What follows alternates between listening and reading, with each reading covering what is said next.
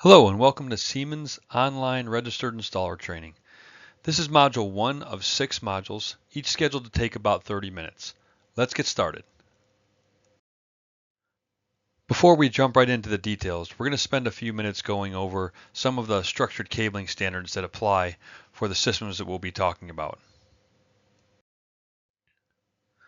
Structured cabling standards are similar to standards just like in any other industry, whether it be security or audiovisual. Standards really are designed to work around and help manufacturers and customers and installers by allowing them to standardize on various parts of how the products need to comply and how they need to be designed to be interoperable, the overall performance of the systems that are being installed, as well as how these systems should be installed to ensure proper performance. So when you have structured cabling standards in place, you have a system that is not manufacturer specific, that has some flexibility built into it by design, depending on how your system is designed. And most importantly, it's really designed to allow for the installation of a structured cabling system that's intended to survive for about 10 to 15 years inside of a building. Um, the intent is that it's very disruptive to replace that cabling, so you want to be able to have a good life cycle on it. In order to do that, you have to be able to support both current and future applications. So having a set of guidelines, a baseline for these standards, allows us to achieve this. In North America, the structured cabling standards are produced by the Telecommunications Industry Association. On this slide, it gives you an idea of the overview of how these structured cabling standards are set up and their relationship to each other. As you can see, there are kind of broken down into three different families. There are the common standards, which kind of apply to all the different environments that you might have. There are the premises standards, which kind of break it down into what is the environment of the installation. Is it more of a commercial or enterprise office building? Is it a residential or multi-dwelling unit type of building? Obviously, data centers are key space for telecommunications cabling, as well as industrial spaces, healthcare, and educational facilities. And each of those has interaction and has some basic guidance provided by those common standards. So they'll all have pathways and spaces, for example, or they'll all have some bonding and grounding elements to them. So they do refer back to them, but there are specific requirements or specifications or benefits to having standards for each of the different premises as the design requirements and environments themselves are different. And then finally, there is component specifications, which actually defines the media types used. For structured cabling systems that we're talking about balanced twisted pair copper cabling, optical fiber cabling. We touched a little bit about broadband coaxial cabling, although it's not nearly as common in these environments. And currently under development is a single pair cabling, which is really kind of designed for kind of low speed, in some cases short distance, some cases longer distance, single pair Ethernet types of applications. Now, we talked about structured cabling standards, but there's also application standards. The example that we're showing here is from the Institute of Electrical and Electronic Engineers, or the IEEE as it's commonly referred to. And these are the folks that develop the standards for Ethernet applications, which really does govern a lot of the communications of most database systems. There are different ones, for example, you might see something like an SDVoE application for AV, but that's still software-defined video over Ethernet. So Ethernet is still the founding platform by which most communications occur over structured cabling systems. So you kind of have to separate this from the structured cabling systems themselves. These are the folks that do develop the applications such as 10 base T or 100 base T or gigabit Ethernet, 25 gigabit Ethernet. Even now, it's not only copper, but it's also optical fiber. So you can think of 200 and 400 gigabit Ethernet as well. So systems that really kind of cover all those. There are other standards also that apply. For example, the IEEE 802.11 is a wireless working group. So anything you have to talk about with wireless access points or Wi-Fi are covered by them. And also, I forgot to mention that for the 802.3 also covers the power over Ethernet standards as well. So those are the applications where they're running both power and data over the communications to structured cabling systems. And the advantage of that obviously is so you don't have to address and install local power at these end devices. And we'll talk about that in some future slides. So we kind of talked about this on the last couple slides, but kind of summarizing the relationship between TIA and the IEEE, specifically the 802.3 group, is that the TIA is really going to cover that media, basically the components themselves, how they should be installed, the methods for installing them, documenting them, grounding them, all of those types of elements of a structured cabling system. The IEEE is really just focused on the applications themselves, and they need to work in harmony to ensure that these IEEE applications can work over these structured cabling systems in all cases. So working hand in hand, the liaison groups between the two of them. Now, keeping in mind that there are other standards that apply to these systems, but they tend to be related to, for example, so say an NFPA, the National Electrical Code. Okay, that's a life safety standard. That in itself kind of supersedes everything else, but that's just really protecting life and safety. It has nothing to do with the performance of the cabling systems or the topology of cabling systems. So there are other things out there you have to be aware of. For the purposes of these training modules, we're really going to focus on the structured cabling system itself and the performance and installation of it. So, starting at a very basic level, we're going to talk about the cabling topologies, or the overall layout at a very high level of the structured cabling systems. And we're going to cover this for both horizontal, which would typically be the cabling that's floor serving within a floor, as well as backbone cabling, which is the cabling that typically serves as effectively exactly what's called the backbone within a system or a location, which typically is kind of vertical by design and really kind of connects, for example, multiple floors down to one central location. So when we talk about cabling topology, and this is a theme you're going to hear a lot on the next few slides as it relates to both horizontal and backbone cabling, we're going to refer, standards-based systems are designed to have a star topology. By star topology, it's like the illustration you see here, where everything comes back to a central location. And the purpose of that is really trying to get away from the point-to-point cabling that had been installed historically, where you didn't always know where the end was, or some of the equipment was located out on the floor, and it was very difficult to trace, it was very difficult to upgrade, and very difficult to repurpose. So the fundamental kind of guideline for structured cabling is this star topology, where everything kind of comes back to one place. So if you want to make any changes, they can all be made in a single location. Okay, let's start with horizontal cabling, also known as cabling subsystem 1 as in a generic term, but we're going to kind of refer to it as horizontal cabling, which is common for most enterprise or commercial office building locations. So this here topology indicates what a basic channel we'll talk about. In this case, we'll get into some of the different connector styles and different options to implement this on the next few slides. A couple rules of guidelines or guidelines here. You need to install a minimum of 2 cables, effectively, or permanent links we'll talk about, to each work area location or each device location out there. The intent is that you might have more than a single device either currently or in the future, and running a single cable out there can kind of shortchange in the future. So the intent is to have that. Or kind of historically, it was designed to have one for voice and one for data, but now with the way that applications and IoT devices are starting to appear over there, it's more a little bit more conservative, but still being proactive to have at least 2 outlets at each location.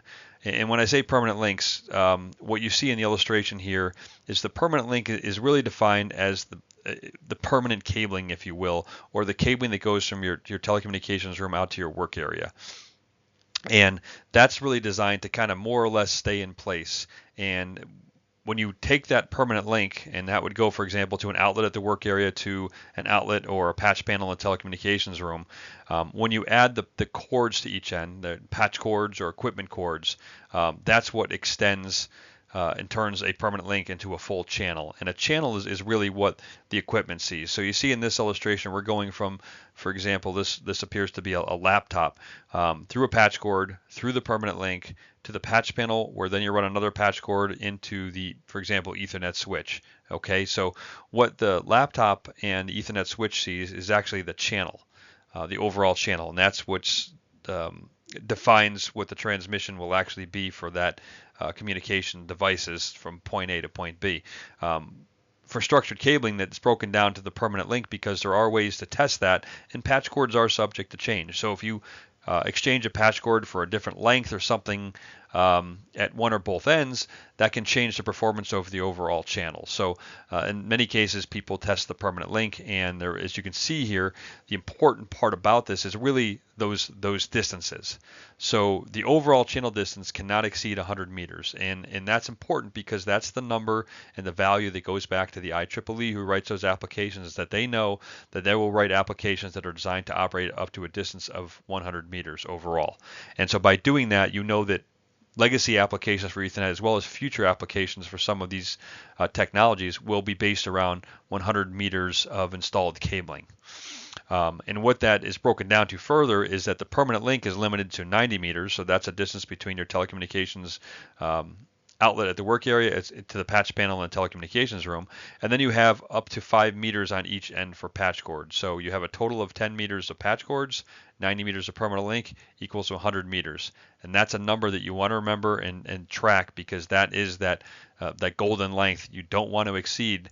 Even if you have an application that's perhaps lower speed today, that it's kind of touting that they can go beyond those distances, you don't know if that structured cabling, if it's going to be in the walls for 5, 10, 15 years. It's got to be able to support not only that application today, but also those applications in the future that are typically going to be designed for 100 meters. So extending them, even if you think you're solving a day one problem, can lead to a year 4 or 5 problem where you find yourself recabling again. And that can be difficult to do, because when you design these spaces, you have telecommunications rooms and you've got to put those on each floor.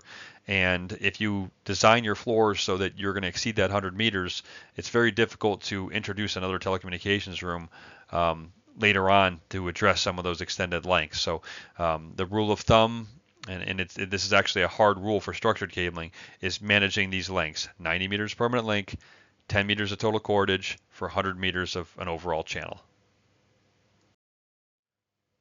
Now, when we talk about horizontal cabling, the most basic configuration is what we refer to as a 2-connector model, and you see them highlighted here. The patch panel is the first connector. The telecommunications outlet is the second connector. So 2-connector model, very basic, and it is very, very common historically, and there are different customers that will prefer some of these other topologies that we'll go forward to, and there are some topologies that are starting to gain more traction that we'll discuss. But this is what you'll see more often than not, and it's a very simple design as we go through. We're going to talk about the next few slides different 3 and 4 connector models, adding complexity to those models, but also adding some benefits. But it's important to understand that this is the model you're going to see more often than not for most structured cabling deployments. Now, in this case, this is the one of 2 3-connector models that we'll talk about, and this 3-connector model introduces what is referred to as a consolidation point within the permanent link. And what this will do is effectively it introduces a connection point between the telecommunications room and the work area, with the intent being that the cabling that goes from the patch panel to the zone enclosure would never really change and will be there effectively permanently affixed. And then you might do some changes from the zone enclosure down to the telecommunications outlets, out to those work areas. And effectively that can have a benefit because if you are working throughout the entire permanent link across that entire horizontal cable, and you have a lot of, for example, move add change, or you have to do a lot of what's part of move add change, but in new installations, for example, when we talk about IoT devices, perhaps buildings becoming smarter, you might have a need for more connections. It's very disruptive to run cabling all the way from the end device all the way back to the telecommunications room. It's often in the ceilings or behind walls and has to be done perhaps after hours and might require opening of ceilings and moving around stations, etc. So you're trying to minimize that disruption by running a number of zone enclosures throughout the space and kind of usually day one overpopulating them a little bit so that you can kind of project some future growth. And then the nice part about that is that you really focus on just the last theoretically shorter distances that you have to manage for all those moves, adds, and changes. It's good for addressing it's good for that kind of flexibility that you want to have in a structured cabling system as much as you can have it. So the illustration here doesn't really capture everything from the true distance, but typically the distance from the telecommunication room out to the zone enclosures and the consolidation point are much farther than the distances from that consolidation point out to the work area. So there are some caveats here. Very similar. It's still a 90-meter limit between the patch panel and the telecommunications outlet. That is still your permanent link. But there are some minimum distances, and those minimum distances are really designed to just try to minimize the number of connectors in proximity to each other. So there is a 50-foot minimum between the patch panel and the zone enclosure, and a 15-foot limit between the zone enclosure and the telecommunications outlet. And honestly, if you are going less than 50 feet between the patch panel and the zone enclosure, you probably don't really have a need to do zone cabling, because at that point you'll be able to serve everything directly from the telecommunication room. That's a big part of it, right? So you don't have that, but that location between the zone enclosure and the telecommunications outlet is really going to be focused on how close those connectors are to each other. Okay, so the second three connector model is what's referred to as introducing a cross connect. Okay, now in a cross connect, everything stays the same as from when it leaves the telecommunications room, but within the telecommunications room, you're introducing another connection between your patch panel and your active equipment, for example, in the switch that's shown here. And really the intent for most customers behind that is running patch cords from the patch panel directly into the switch can get pretty disorganized over time. And we're showing a very simple switch here, but if you consider more of a core switch, something that might have 400 or more ports on that can get very congested, and it makes it difficult to manage that switch if you ever have to do any port replacement or card replacement, line replacement. And for some customers, it's very important to keep that aspect of it clean. So what they'll do is they'll cable from those switches they'll basically mirror that switch onto a patch panel, if you will, by cabling between those two. And they'll keep that cabling kind of like it's very similar to the concept of the zone cabling. They'll keep that cabling just perfect, right? Though if it's a 24 port or 48 port switch, they'll run 48 cables, they'll dress them all in, they'll bring them onto the back of a secondary patch panel, and then they'll do their connections, their cross connect is what this is referred to, between patch panel 1 and patch panel 2. So if it's a little bit messier over there, so be it, okay? But your switch connections are clean and clear and organized. So the connections are all done between the two patch panels. It's a preference. It's less common than the zone cabling deployment in terms of three connector models. It's the only thing that it's probably more common than potentially is a four connector model, which we'll talk about on the next page. So just a quick point of clarification before we move on to the four connector model is that the difference between an interconnect and a cross connect. So we just discussed the cross connect, which is the illustration shown on the bottom, and explain how that's used. When you say, well, okay, what is the configuration called for what's standardly used when you're dispatching between the patch panel and the switch? And that's referred to as an interconnect. And that's much more common, you'll see, than the cross connect. The cross connects do add some price, they add some complexity to it, which is not always common. But this installation, you don't always hear the word interconnect used because it's kind of by default the configuration used, but you will hear the word cross connect used if that has been deployed. So the last configuration we have is a four connector model, which actually just brings in both elements of the three connector models, whereby we've got both a cross connect in the telecommunications room as well as a zone enclosure in the consolidation point. And this is by far the most costly and complex of the models, which is why it's four connector. But it's important to note that for structured cabling limits, again, four connectors are allowed as part of structured cabling limits, and it's a worst case scenario, understood, that you have all these additional connections. But if you're installing structured cabling to those distance limitations that were discussed, and you're installing them in proper installation, then you will get performance that the switch and the end device need to communicate. So whether it's two connector, three connector, either of the three connectors for that matter, or a four connector channel model, it's not a problem for the system as long as it's installed per the standard. So again, it gets back to the benefits of having standards. Should you be installing 5 connector or 6 connector or 7 connectors? Absolutely not. The limit is designed around 4 connectors, and that's how they model the performance of all the components and the combined installed performance of those, whether it be the permanent link or the channel.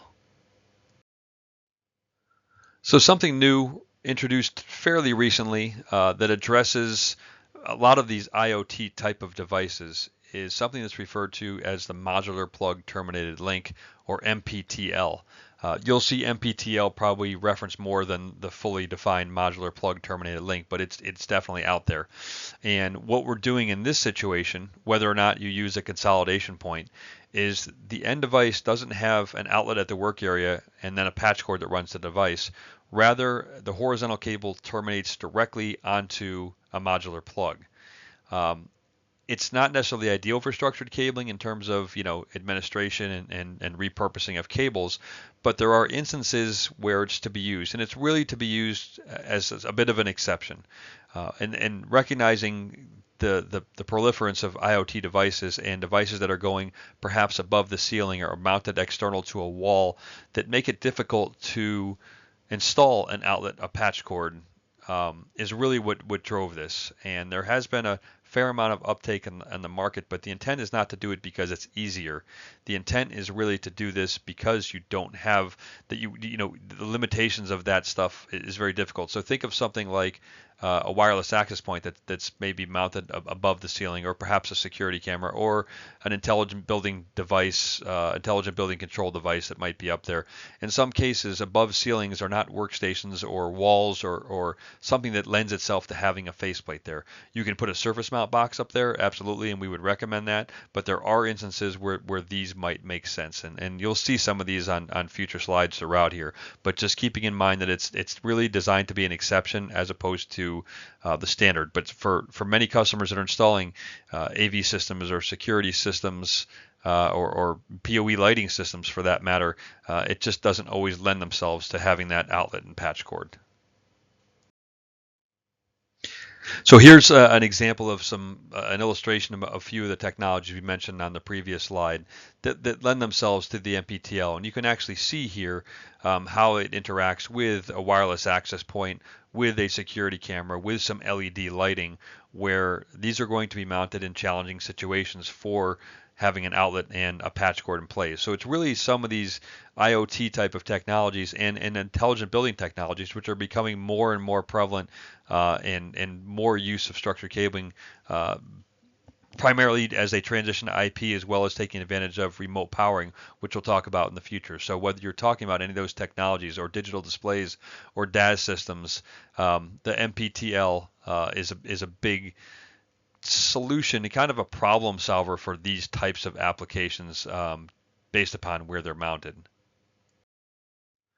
So besides removing the outlet from the equation and just plugging into a device, which has its challenges, right? If that horizontal cable is a little bit too short for where that device gets moved to, you have to install a new horizontal cable. However, if you have an outlet and that device moves a few feet, then you have the ability to introduce a patch cord that's a little bit longer. So there are some limitations of it, but there's definitely some benefits of an MPTL. Primarily, your options for doing this were kind of limited historically in terms of what you could do. The nice part about the MPTL is that there are now plugs that are available on the market, and we'll talk about those in future slides, like Siemens Z plug, that are designed to terminate directly onto these higher performance category cables. So when you think of category 6, category 6A type systems, these plugs are designed to terminate those, which historically were not available for field termination. So you think about some of those types of things, and it really does, you're not, it's fewer outlets that are in your bill of material, it's fewer face plates or surface mount boxes, fewer patch cords. It can definitely simplify the BOM. If you're deploying zone cabling, you can run directly from that zone enclosure out to a device and put a plug on it to have an MPTL on there. So really ideal for use for supporting IoT devices with the zone cabling.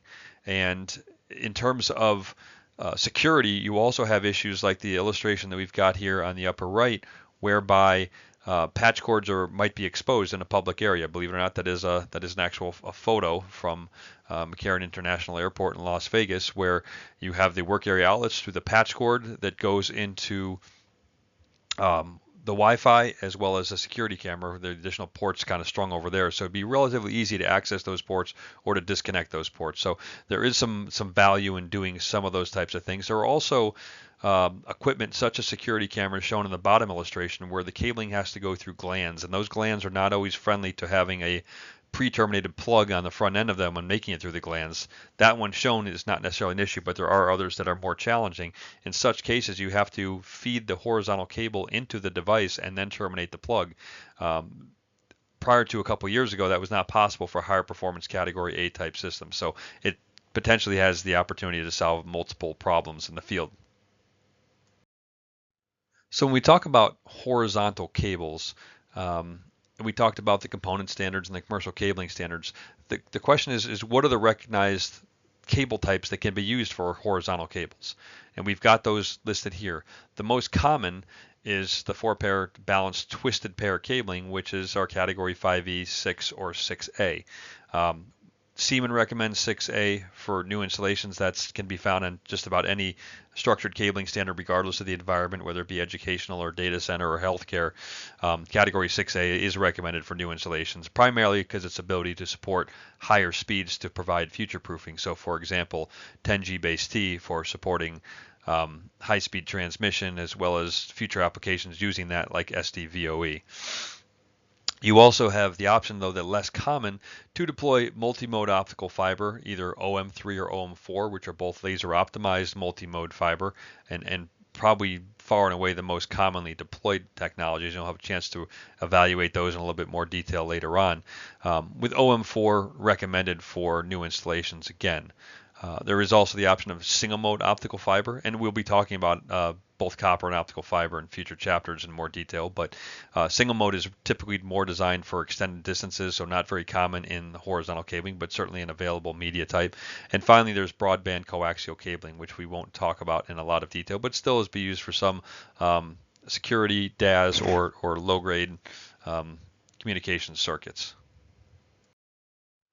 Now that we've talked a little bit about the horizontal cabling, which is typically kind of floor serving in a commercial office building, if you will, let's talk about the backbone cabling that typically connects multiple floors in a building. And in some cases, if it's a manufacturing facility, it might be long and distant and wide, in which case the backbone cabling might just connect that central location out to different parts of the buildings if their distances are far away.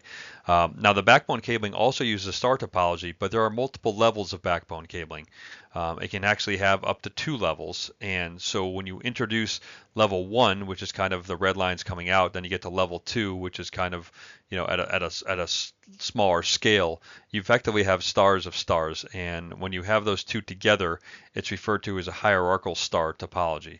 But ultimately, at the end of the day, it's still really doing what the structured cabling is doing, which is basically bringing all those smaller stars together to one location and then basically sending them all upstream to another single location. So at any point you have the ability to upgrade those technologies and active equipment as your systems migrate to different applications over its life cycle. So let's take a look at what the recognized backbone cables are versus the horizontal. They're very similar. You have balanced twisted pair cabling. You'll notice it doesn't say 4-pair here. It's balanced twisted pair cabling, Cat 5e, 6, or 6a. Typically 4-pair is going to be deployed, but there is also that capability of having a multi-pair backbone cabling. So for example, you might have a 25 or a 50 or 100 pair backbone cabling that's used for maybe voice grade types of applications. The multi-mode and single mode fiber and broadband coaxial cabling doesn't change, same recommendations as the horizontal, but these are much more commonly deployed in the backbone than they are in the horizontal. Now, when you keep in mind, these backbone distances are far more significant than what you might face when you're talking about horizontal cabling. So depending on what the media is actually designed to be used for, those backbone distances can vary. And these are just kind of generic applications which are really designed to capture more technologies than not. So as you can see here, starting at the bottom, when you think about balanced twisted pair, using it for data, there's your 90-meter limit again for your backbone distance that we saw in the permanent link within the horizontal. When you get to different types of applications like lower speed twisted pair applications like a voice grade circuit, then you can go much farther distance. You can go over 2,000 feet. But keep in mind that once you want to upgrade that to actual data systems, that 2,000 feet doesn't really help you out. So as a rule of thumb, structured cabling balanced twisted pair should be limited to 90 meters. For extended distances, what you should be looking to is optical fiber, which you can see here, multi-mode supporting up the distances up to 2,000 meters or up to 3,000 meters for single mode fiber. Now again, these are just kind of guidelines for backbone. They're a little bit different in terms of backbone applications than you'll face in the horizontal. A lot of these technologies are capable of going farther, but when you take something, for example, like a 25 or 40 gigabit Ethernet network in a data center, you cannot support distances of 2,000 and 3,000 meters. You're limited to perhaps 100 meters or 150 meters. So the guideline here is there's still application kind of driven a little bit more than the horizontal because it's just too limiting to box everything here down to 100 meters for all media types because they are capable of supporting longer distances. However, it is a good rule of thumb to try to understand the applications that are going to run over the backbone so you don't exceed the backbone anticipated usage over its life cycle. Now that we've covered topology, let's talk a little bit about telecommunications spaces. We've talked about some of these actually in previous slides without going into more detail, but let's go into some of the terminology of some of the spaces where the structured cabling comes into.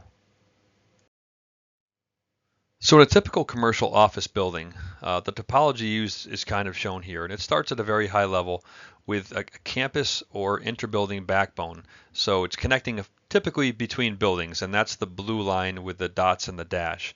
And as you can see, it's going to come into, you have, it's originating in the building on the left, and that's in the main cross connect that's located within the equipment room, and that's going to connect to an intermediate cross connect in the equipment room in a secondary building. From there, you either go out with horizontal cabling if you going right out to work areas that are serving near there, or you're going to go out to some of the building backbone cabling, which are going to serve that equipment room or entrance room and go to individual either telecommunications rooms, or in this case on the right hand side they also reference a telecommunications enclosure, which is for situations where you don't have a dedicated telecommunications room and you might just have a couple drops of support. Somebody might put in a telecommunications enclosure. Not very common, but possible. And within those you see what they refer to as the horizontal cross connects, or the areas where you would potentially cross connect in these cases from your backbone to your horizontal cabling if that's the case. At the very bottom in the black line, solid black line coming in on the left, is the access provider cabling. In that case, you see the cabling come in from your access provider, typically be a carrier, provide your communications to the outside world, and that enters into the entrance space, passing through there where it transitions to customer-owned cabling and proceeds to go into the entrance room.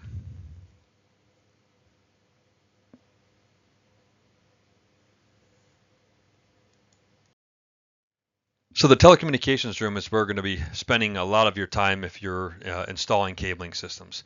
It's kind of the little mini heart and soul, or the mini data center for each floor within a commercial office building. It is actually known by a number of names. Telecommunications room is a proper name, but you'll also hear it referred to as an IDF, or an intermediate distribution frame, is kind of some older lingo.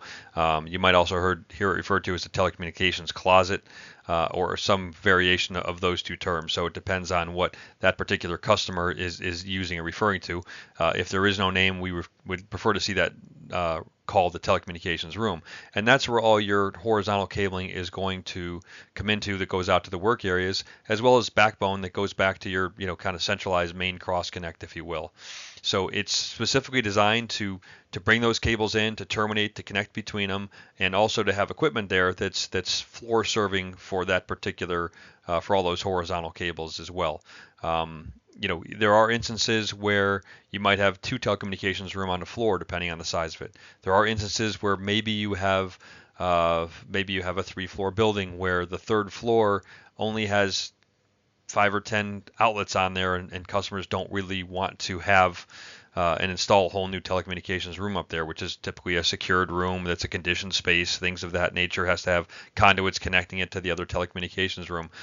So there might be instances where you don't have one on each floor, but it really should rather be the exception than the rule, and also still have to fall within that kind of 100-meter channel design or 90-meter permanent link limit. Now the equipment room is where effectively is the heart and soul of your entire building, if you will. So that's where you have more higher speed or upstream switches that you might have, cross connecting between services that are entering into the building and designed to distribute out to the different telecommunications rooms from there. So you're not going to have one of these on each floor. You're typically going to have one of these on across an entire customer, if you will, whether that be a campus customer or a couple buildings or a single building, is really where it comes into place. It distributes from there throughout all the rest of your facilities. So everything that's centralized, all your centralized intelligence, your firewall, your routers, all things of that nature are all going to be located in your equipment room. So that place, as you go upstream, is obviously going to be more secured, more restricted in terms of access overall. But issues that happen in the equipment room can be very disruptive upstream to all the other locations as well. So it's an important heart and soul of the structured cabling system. Now, the entrance space, or ES, and has had historically been known as entrance facility, or EF, is where you're going to see connections coming in from the outside world from your access provider. So they're going to bring communications into your facility. It's there where they're doing cross connects or handoffs to the building operator, and then they will take them and extend them from there into their equipment rooms for distribution throughout the rest of the building. So this is a place that's accessed by both the building owner as well as the access providers that may need to get in there. The access providers may have secured space within this so they can control access to their networks. It might be a lockable cabinet, it could be a cage as shown here, or any kind of variation thereof. It's basically the handoff between those two services, and it allows access providers to bring services in and test it and know they have good service to this point, and then building owners to bring their cabling to here, and it's the demarcation between the outside world and the inside world. So that wraps it up for module 1. There are 5 more modules, and the next module up is going to be module 2, copper cabling.